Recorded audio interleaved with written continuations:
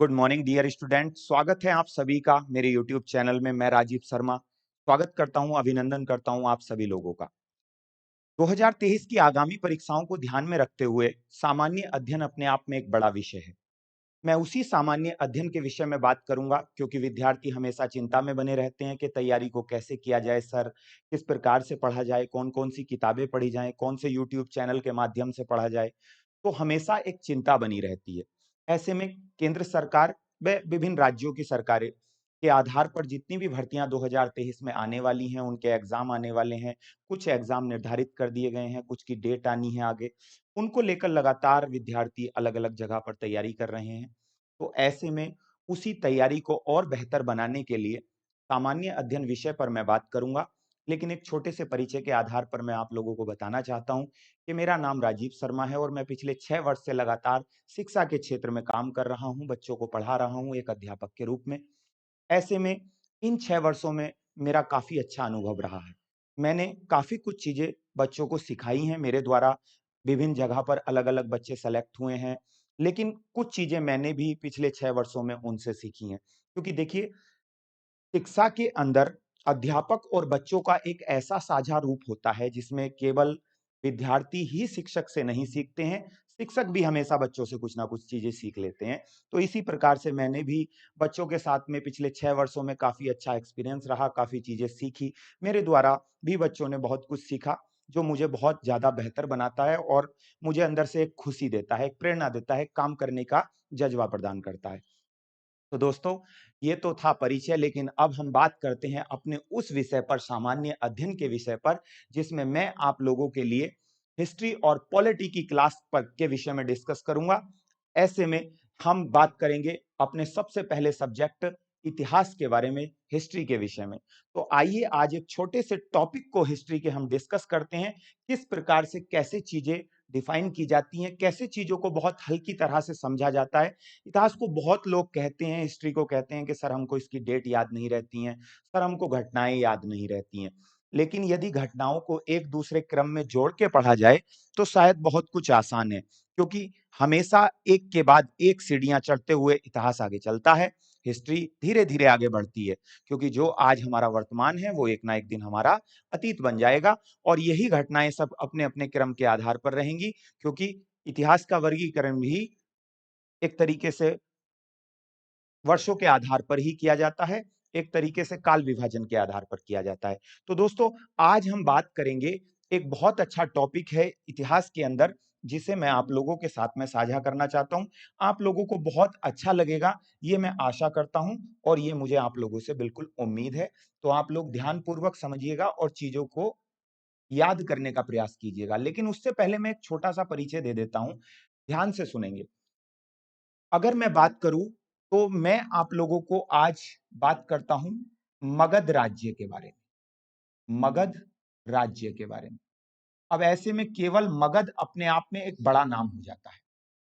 अगर आपसे पूछा जाए कि मगध, आप कहेंगे सर 16 महाजनपदों में सबसे शक्तिशाली महाजनपद जो था वो मगध था। लेकिन इसके पीछे की एक छोटी सी कहानी है, उसको समझने का प्रयास कीजिएगा। सिंधु घाटी सभ्यता के बाद में वैदिक सभ्यता प्रारंभ होती, और वैदिक सिंधु घाटी सभ्यता वैदिक सभ्यता का ही एक पार्ट है। तो सिंधु घाटी सभ्यता के बाद में जो है वो एक तरीके से वैदिक सभ्यता, और वैदिक सभ्यता को दो भागों में बांटा गया है, ऋग्र वैदिक सभ्यता और उत्तर वैदिक सभ्यता। ऐसे में ऋग्र वैदिक सभ्यता में सब कुछ अच्छा चल रहा था। ऋषि मुनियों के पास में बैठकर उनके जो विद्यार्थी थे, उनके जो शिष्य थे, वो ज्ञान को प्राप्त करते थे। बहुत अच्छा महिलाओं का सम्मान किया जाता था। राजाओं को ज्यादा अपने साम्राज्य के विस्तार की नहीं थी, बस छोटे छोटे राजा आपस में लड़ते रहते थे, छोटे छोटे कबीले लड़ते रहते। लेकिन धीरे-धीरे राजाओं का वर्चस्व स्थापित होने लगा, परिवार बड़े होने लगे, परिवारों से मिलकर ग्राम बनने लगे, ग्राम से मिलकर जो है एक तरीके से विश्व बनने लगे, और विश्व से मिलकर जन बनने लगे, और फिर जन से जनपद, महाजनपद, इस तरह से चीजें बढ़ती चली गई। ऐसे में राजाओं की शक्ति में भी विस्तार हुआ। अब ऐसे में जो राजा एक छोटे क्षेत्र के अंदर था, उसने अपने क्षेत्र का विस्तार करना शुरू किया और साम्राज्यवादी पॉलिसी को अपनाना शुरू कर दिया। ऐसे में साम्राज्यवाद का अर्थ होता है जब अपनी सीमाओं का अपनी सीमाओं को बढ़ाया जाता है तो वह साम्राज्यवाद के अंतर्गत आता है।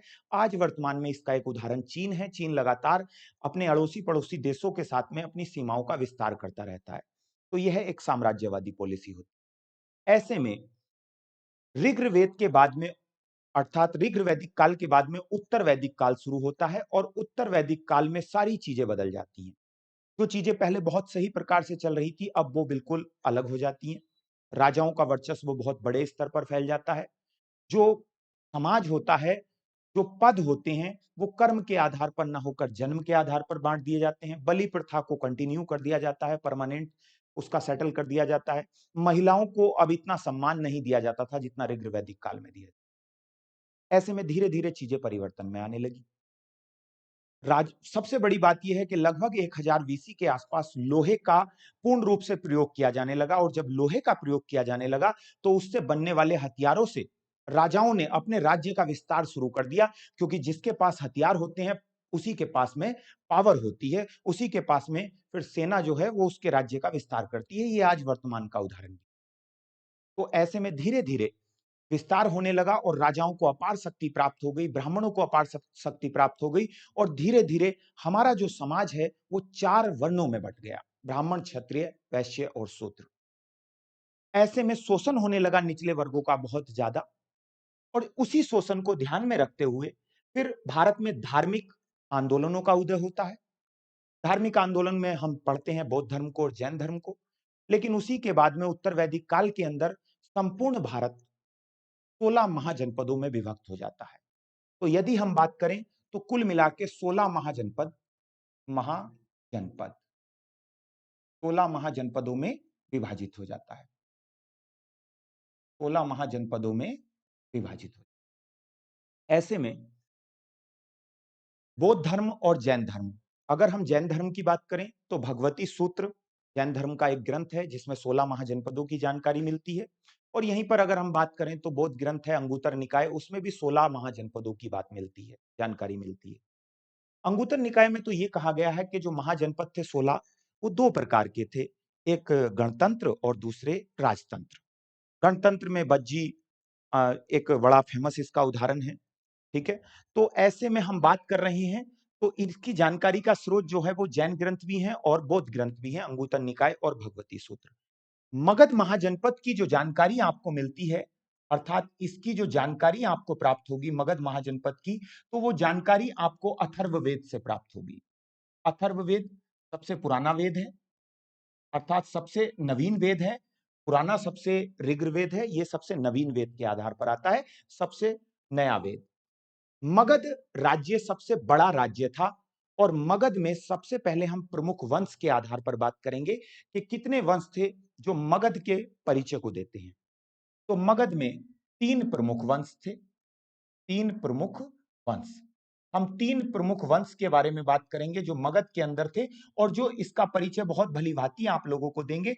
आप लोगों को बहुत सही प्रकार से सारी चीजें याद हो जाएंगी यहीं पर, और आपको यह भी पता चल जाएगा कि इतिहास को किस प्रकार से, हिस्ट्री को डिवाइडेशन किया गया है। तो सबसे पहला वंश आता है आपका हय्यक वंश। हर्यक वंश आपका प्रथम नंबर पर आता है। अगर इसके हम शासनकाल की बात करें तो 544 बीसी से शुरू होकर ये 412 बीसी तक चलता है। इस वंश का कार्यकाल 544 से 412 बीसी तक चलता है। दूसरे नंबर का वंश है आपका, दूसरे नंबर का है शिशुनाग वंश। शिशुनाग वंश, शिशुनाग वंश। और यदि इसके कार्यकाल की हम बात करें, क्योंकि हम बिल्कुल डिटेल में चीजों को डिस्कस कर रहे हैं, तो इसका कार्यकाल 412 से लेकर लगभग 344 बीसी के आसपास तक चलता है। और तीसरे नंबर का वंश है इसमें जो बड़ा ही फेमस है, फेमस तो वैसे तीनों हैं, और वो है नंद वंश। और नंद वंश का कार्यकाल चलता है प्यारे दोस्तों, नंद वंश का कार्यकाल आपका 344 से लेकर 322 बीसी तक। ठीक है, ऐसे में 322 ज्यादा लंबा समय नहीं चलता है।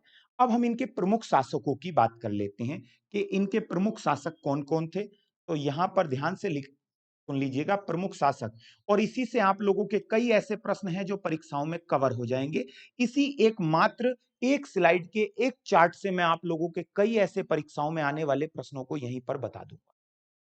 अगर हम प्रमुख शासक की बात करें तो सबसे पहले इसके शासक थे बिंबिसार। बिंबिसार शासक को संस्थापक के रूप में भी जाना जाता है। बिंबिसार बिंबिसार के पुत्र का नाम था अजातशत्रु। इसका मतलब दूसरे नंबर के जो शासक हुए हैं वो अजातशत्रु हुए हैं, दूसरे नंबर के शासक। और इनके भी एक पुत्र थे जिनका नाम था उदयन। उदयन इनके पुत्र थे और उदयन के भी लगभग 3 पुत्र थे और उन्हीं में एक पुत्र हुए हैं जिनका नाम है नागदशक। और नागदशक जो थे प्यारे विद्यार्थियों, ये अंतिम शासक थे। नागदशक अंतिम शासक थे। Nagadasaka the last ruler of हय्यक डायनेस्टी। ऐसे में नंबर 1 पर बात करते हैं बिंबिसार की, नंबर 2 पर बात करते हैं अजातशत्रु की, नंबर 3 पर उदयन की और नंबर 4 पर हम बात करते हैं नागदशक की। अब ऐसे में यहीं पर शिशुनाग वंश की स्थापना करते हैं शिशुनाग। शिशुनाग के द्वारा स्थापना की जाती है, अर्थात ये संस्थापक हैं शिशुनाग डायनेस्टी के। इन्हीं के अगर हम बात करें बाद में दूसरे रूलर हैं, इन्हीं के दूसरे रूलर शिशुनाग के बाद में कालाशोक। कालाशोक, ये कालाशोक हैं। और यहीं पर अगर लास्ट की हम बात करें तो नंदीवर्धन। नंदीवर्धन। अब आपसे पूछा जाता है कि नंदीवर्धन अंतिम शासक, बिल्कुल सेम इसी प्रकार से अंतिम शासक। नंदीवर्धन अंतिम शासक हैं और फिर उसके बाद में शुरू होता है फिर से नया वंश और वो है आपका नंद वंश। और नंद वंश के संस्थापक हैं आपके महापद्मानंद। महापद्मानंद। और यहीं पर अगर दूसरे बात करें तो फिर घनानंद आ जाते हैं आपके। और घनानंद जो है प्यारे दोस्तों वो अंतिम शासक है। घनानंद भी कैसे शासक हैं? अंतिम शासक। अब यहीं पर देखिए प्रश्न कैसे बनते हैं, इसको ध्यान से सुन लीजिएगा। प्रश्न बनता है कि हय्यक वंश के संस्थापक कौन है? तो बिंबिसार, फाउंडर बिंबिसार हैं। अंतिम शासक नागदशक, कई बार परीक्षाओं में पूछा जाता है। शिशुनाग वंश के प्रथम शासक अर्थात संस्थापक शिशुनाग हैं और अंतिम शासक नंदीवर्धन है। अंतिम शासक नंद वंश के प्रथम शासक महापद्मानंद और घनानंद इसके अंतिम शासक हैं। अब अंतिम शासक अर्थात जो नागदशक हैं, नागदशक की हत्या की जाती है किसके द्वारा? शिशुनाग के द्वारा। और फिर शिशुनाग जो है इस वंश को एंड करके एक नए वंश की स्थापना करते हैं। बिल्कुल सेम ही क्रम यहां पर भी अब अप्लाई होता है और इनकी हत्या भी की जाती है किसके द्वारा? महापद्मानंद के द्वारा। और महापद्मानंद इनकी हत्या करके अर्थात शिशुनाग डायनेस्टी के लास्ट रूलर की हत्या करके एक नई डायनेस्टी अर्थात नंद वंश को स्थापित कर देते हैं। इस पूरे चार्ट में हम लोगों को मगध साम्राज्य के इतिहास का दर्शन मिल जाता है। एक मगध साम्राज्य है जिसकी जानकारी अथर्ववेद में मिलती है, जिसमें 3 प्रमुख वंश हैं जो अपना परिचय दे रहे हैं। नंबर 1 पर हय्यक वंश है जिसके प्रमुख शासक अर्थात संस्थापक की अगर हम बात करें तो प्रमुख शासक संस्थापक के तौर पर कौन है? आपके बिंबिसार हैं। बिंबिसार, ठीक है। और यहीं पर अगर शिशुनाग की बात करें तो ये भी यहाँ के संस्थापक हैं और यहां पर भी अगर हम बात करें तो ये भी यहाँ के संस्थापक हैं। संस्थापक। तो ये लीजिए, अगर आप इस चार्ट को मात्र 1 मिनट भी ध्यान से देखेंगे तो इससे आपको परीक्षा में आने वाले ऐसे कई प्रश्न बहुत आसान भाषा में समझ में आ जाएंगे। तो ये है आपका मगध डायनेस्टी जो मगध के बारे में बताता है। तो चलिए दोस्तों, ये एक छोटी सी जानकारी थी। आशा करता हूं कि सभी को बहुत अच्छी लगी होगी। मिलते हैं फिर से। पूरी क्लास को देखने के लिए आप जरूर मेरे साथ में जुड़े रहिएगा। तो सभी को जय हिंद, नमस्कार।